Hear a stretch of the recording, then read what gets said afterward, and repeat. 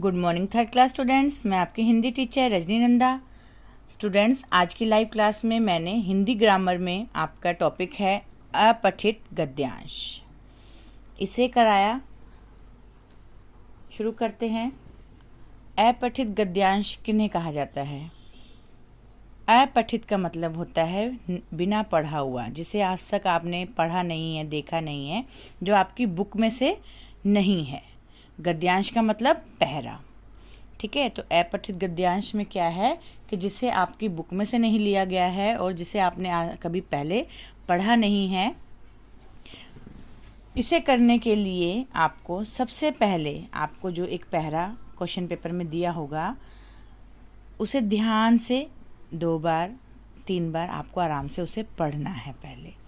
तो सबसे पहले इसको करने के लिए क्या करना है, इसको आराम से पहले हमें पूरा पढ़ना है। ठीक है, 5 मार्क्स का ये आता है एग्ज़ाम में। जैसे कि शुरू करते हैं। समय बहुत कीमती है, हर किसी के लिए समय अमूल्य है, इसलिए हमें कभी समय बर्बाद नहीं करना चाहिए। समय सफलता की कुंजी है। समय इस दुनिया में सबसे मूल्यवान चीज़ है। यह खो जाने के बाद हमेशा के लिए खो जाता है और कभी वापस नहीं आता है। हमारे जीवन की सफलता या असफलता समय पर किए गए कार्य पर निर्भर करता है।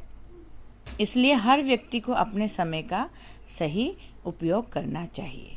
जो व्यक्ति समय को बर्बाद करता है वह खुद अपने जीवन को अपने हाथों से बर्बाद करता है, और जो लोग समय का अच्छी तरह से सदुपयोग करते हैं वह लोग जीवन में सफल होते हैं। तो सबसे पहले आपको पेपर में क्या करना है, जब ये आता है, इसे आप इंग्लिश में अनसीन पैसेज भी कहते हैं। आपकी बड़ी क्लासेस जैसे जैसे होती जाएंगी तो हर क्लास में ये आता है। 5th 6th 7th आप पढ़ेंगे तो एक इंग्लिश और हिंदी में अपठित गद्यांश और इंग्लिश में अनसीन पैसेज के नाम से ये 5 मार्क्स का आता है। तो सबसे पहले आपको 2 बार 3 बार ये पहरा आराम से पढ़ना है, जो भी आपको दिया जाएगा। उसके बाद आप क्वेश्चन पढ़ेंगे कि प्रस्तुत गद्यांश के आधार पर नीचे दिए गए प्रश्नों के उत्तर दो। जैसा कि पहला प्रश्न है हमारा, इस गद्यांश का उपयुक्त शीर्षक लिखें। इस गद्यांश का उपयुक्त शीर्षक से मतलब है कि इसमें किस बारे में बताया गया है, क्या कहना चाह रहा है, ये पहरे में हमें क्या बताना चाहते हैं, तो किसके बारे में बात हो रही है, सबसे पहले आपको ये देखना है। तो इसमें हमें क्या है, समय। इस पहरे को पढ़ने से आपको क्या पता चला कि इसमें समय की बात की जा रही है। समय का महत्व बता रहे हैं कि समय जो है वो सफलता की कुंजी है। एक बार समय बीत जाता है तो वापस नहीं आता है। हम जीवन में सफल हैं या असफल, समय का सदुपयोग करके ही बन सकते हैं। तो इसमें समय के बारे में बताया जा रहा है ना। तो आप इसके लिए उपयुक्त शीर्षक क्या लिख सकते हैं, समय का महत्व। तो पेपर में आप क्या लिखेंगे, उत्तर 1 समय का महत्व। शीर्षक क्या है इसका, समय का महत्व। फिर अगला क्वेश्चन है, सफलता की कुंजी क्या है। सफलता की कुंजी क्या है, दूसरा क्वेश्चन। तो आप आंसर ले लेंगे कि सफलता की कुंजी, ये आपके पास इस पहरे के अंदर ही आंसर दिए होते हैं। ठीक है, तो समय सफलता की कुंजी है। आप ऐसे ही क्वेश्चन पेपर में अंडरलाइन कर लेंगे, उसके आगे लिख लेंगे कि आपका क्वेश्चन नंबर 2 का ये आंसर है। कहाँ से कहाँ तक है उसी में नंबर लगा लीजिए आप। ठीक है, अंडरलाइन करें आंसर कहाँ से कहाँ तक है और आंसर का नंबर भी डाल दें। तो सेकंड का आंसर क्या है, सफलता की कुंजी क्या है, समय सफलता की कुंजी है। थर्ड, दुनिया में सबसे मूल्यवान चीज़ क्या है। ठीक है, थर्ड क्वेश्चन क्या पूछा, दुनिया में सबसे मूल्यवान चीज़ क्या है, तो इसी में आंसर है हमारा समय इस दुनिया की सबसे मूल्यवान चीज़ है। तो यहाँ पे अंडरलाइन कर लिया हमारा आंसर जहाँ तक है। उसके आगे हमने स्टार्टिंग में और एंड में कहाँ से आंसर शुरू है कहाँ पे ख़त्म है 3 लिख दिया मैंने, थर्ड का आंसर है। इसी तरह से आपको नेक्स्ट क्वेश्चन, जो व्यक्ति समय को बर्बाद करता है उसका जीवन कैसा हो जाता है। जो व्यक्ति समय को बर्बाद करता है वह खुद अपने जीवन को अपने हाथों बर्बाद करता है। ठीक है, तो हम क्या लिख सकते हैं कि जो व्यक्ति समय को बर्बाद करता है उसका जीवन भी बर्बाद हो जाता है। तो आप इसको भी ऐसे ही, आंसर जो है वो इस पहरे में ही होंगे हमेशा।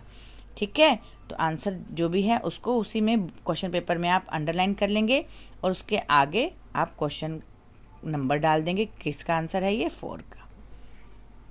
हमारे जीवन की सफलता और असफलता किस पर निर्भर करती है। लास्ट क्वेश्चन, 5 क्वेश्चन दिए होते हैं तो उसमें से लास्ट हमारा आ गया, इस हमारे जीवन में सफलता और असफलता किस बात पर निर्भर करती है? तो हमारे जीवन की सफलता और असफलता समय पर किए गए कार्य पर निर्भर करती है। तो हम इसको भी अंडरलाइन कर लेंगे इस तरह से, ठीक है। और इसके क्वेश्चन नंबर डाल देंगे कि ये किसका आंसर 5 का आंसर है। पहले आप आराम से इस पहरे को पढ़ेंगे 2 बार 3 बार, फिर एक एक क्वेश्चन का आंसर ढूंढ के क्वेश्चन पेपर में ही इसी पैराग्राफ में आप अंडरलाइन करके क्वेश्चन नंबर डाल देंगे, ठीक है बच्चों। फिर उसे अपने आंसर शीट में 1 बाय 1 करके आंसर लिखते जाएंगे कि फर्स्ट का आंसर, सेकंड का आंसर, थर्ड का आंसर, ठीक है बच्चों। तो इस तरह से ये 5 मार्क्स का क्वेश्चन पेपर में क्वेश्चन आता है अपठित गद्यांश के नाम से। तो सभी बच्चों को समझ आ गया होगा बच्चों ये, ठीक है। अब इसी के बेस में मैं आपके लिए एक छोटा सा काम और दे देती हूँ, जिसे आप घर पे कोशिश करेंगे। इसके आंसर तो मैंने आपको बताए, ठीक है। अब आप घर पे देखिए, ये आपका एक छोटा सा टेस्ट समझ लीजिए या होमवर्क समझ लीजिए।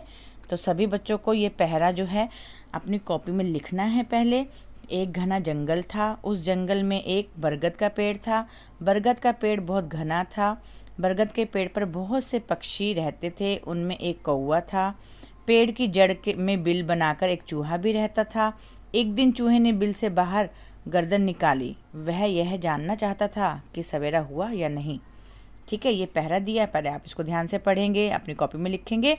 इसके बाद फर्स्ट क्वेश्चन लिखेंगे, जंगल में कौन सा पेड़ था? तो उत्तर लिखेंगे, बरगद के पेड़ पर क्या रहते थे। पहले क्वेश्चन आराम से एक एक करके पढ़ेंगे, उसी में अंडरलाइन करके नंबर डाल लीजिएगा, फिर आंसर लिखिएगा, ठीक है। तो ये आपका होमवर्क है बच्चों, जिससे आप अपनी कॉपी में हिंदी ग्रामर की कॉपी में कर लीजिएगा। Okay, thank you.